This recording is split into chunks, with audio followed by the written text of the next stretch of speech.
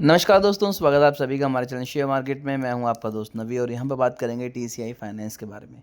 Definitely बहुत छोटी company है, 14 करोड़ की अराउंड मार्केट कैप है, 11 रुपये करंट प्राइस है। जो लो बनाया था वो 6 रुपये 35 पैसे का बनाया, हाई 20 रुपये का बनाया। तो यहाँ पर कंपनी के हालात बहुत ज़्यादा बुरे हो चुके हैं। प्रमोटर होल्डिंग 25% से कम आ चुकी है। क्वार्टर प्रॉफिट की बात करें तो वो 189% डाउन हो चुका है। डेट 7 से 8 करोड़ का हो चुका है। प्रॉफिट आफ्टर टैक्स पे कंपनी 24 लाख के लॉस पे है। सेल्स कंपनी की 100% डाउन है। तो ये एक बहुत बड़ा नेगेटिव इम्पैक्ट डालता है कि कंपनी की सेल्स 100% डाउन हो चुकी है। प्रॉफिट ग्रोथ 287% डाउन हो चुका है। पिछले 3 सालों की जो सेल है वो 46.2% डाउन है। एफ ने यहाँ पर पैसा नहीं लगाया, डी ने पैसा नहीं लगाया, रिजर्व में पैसा नहीं है।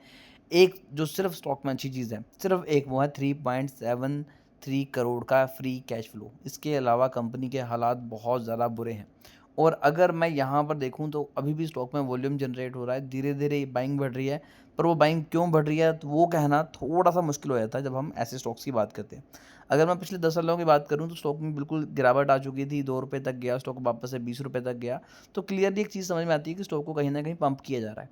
अगर आप यहाँ पर देखें तो कोई स्टॉक में वॉल्यूम नहीं था, एकदम से वॉल्यूम बढ़ा और स्टॉक एक अच्छे रिटर्न देने लग पड़ा, जबकि कंपनी में कोई भी ऐसी मेजर अपडेट्स नहीं आए थे, कोई मेजर न्यूज़ नहीं आई जिसकी वजह से हम ये कहें कि स्टॉक में डेफिनेटली आपको तेज़ी दिखाई दे रही है।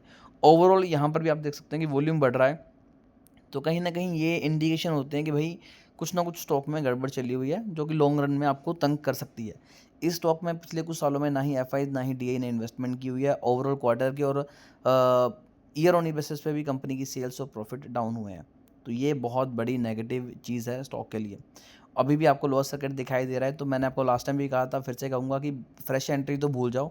अगर स्टॉक्स हैं लॉस में भी हैं तो लॉस बुक करो, बिकॉज़ ये स्टॉक के ऊपर जाने के चांसेस कम हैं। जिन लोगों ने पंप एंड डंप में फंस के बाय किया वो लोग बहुत बुरे फंस चुके हैं।